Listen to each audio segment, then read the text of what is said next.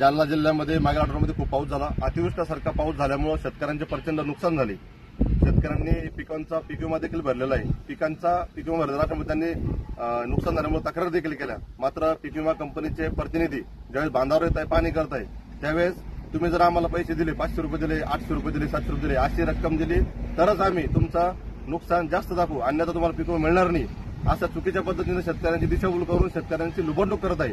अशा तक्रारी माझ्याकडे अनेक तक्रारी जिल्ह्यातील, तालुक्यातील प्राप्त झाल्या आहेत। विमा कंपनीच्या विमा प्रतिनिधींना माझा थेट इशारा आहे, बाबांनो, तुम्ही शेतकऱ्यांचे मुलं आहात। शेतकऱ्यांप्रती तुम्हाला जर खरंच जाणीव असेल तर शेतकऱ्यांची लुबाडणूक करू नका।